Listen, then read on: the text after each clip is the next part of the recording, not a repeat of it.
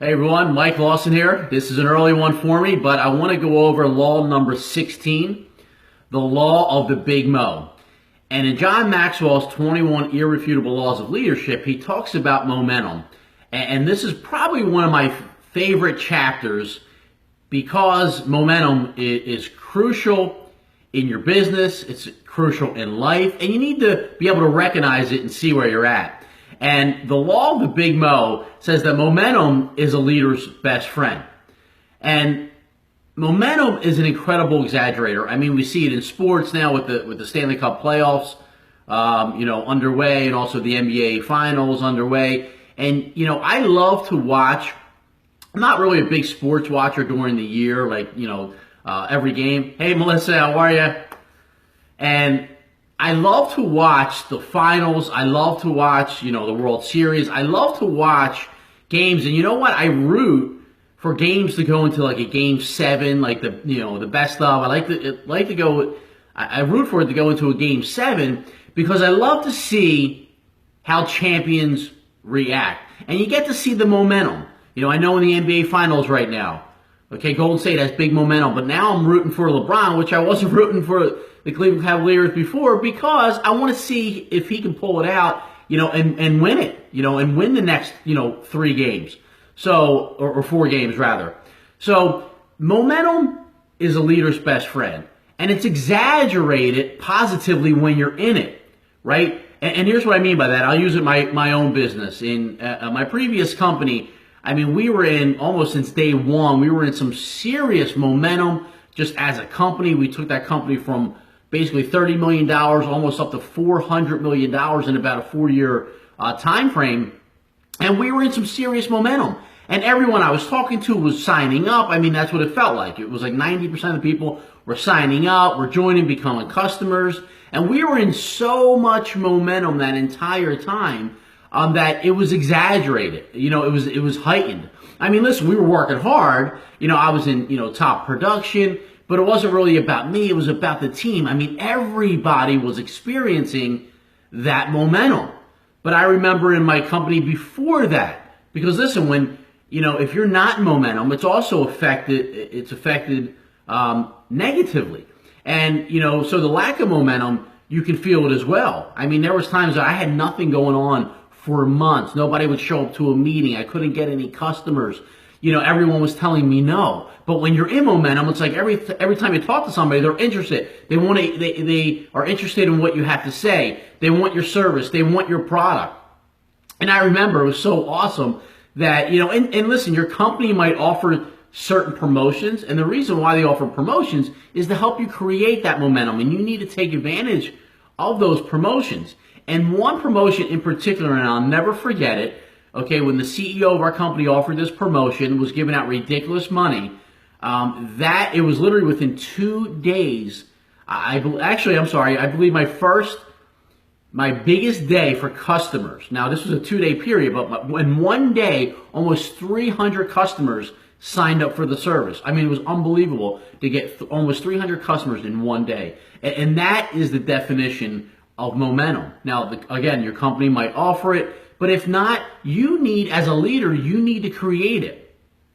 So, when you get momentum going, and the reason why you need to get momentum going, because it answers a lot of questions and problems.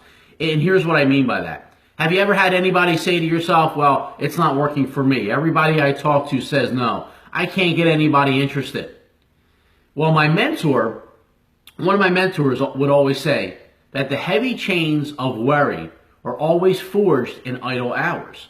And I really didn't understand that in the beginning. I'm like, a lot of big words, but I just didn't comprehend it. But now I understand it crystal clear. And what that means is, if you're not doing anything, that's when you start worrying.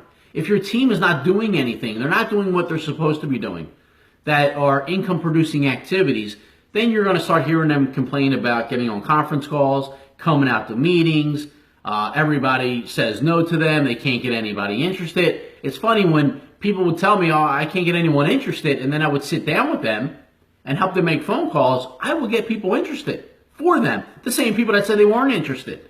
So, okay, it's important to follow a system, but it's more important to have activity. Now, leaders always find a way to make things happen.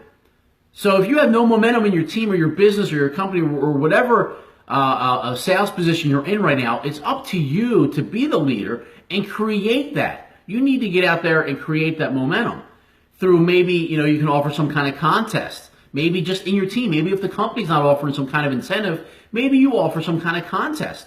Here's another thing that I just spoke with a leader from another company the other day.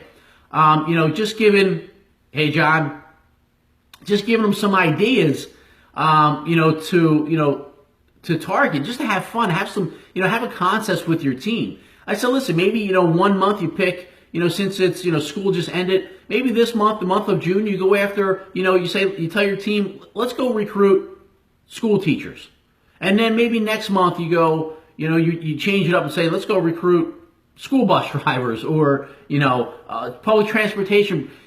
Just pick a category and maybe have your whole team as a contest go after and try to, find out who they know and start recruiting those people. And it just gives them a heightened sense of awareness on where to focus their attention. Now, I want to give you 2 keys to help you create momentum in your business. Number 1 is preparation. Again, you need to be prepared.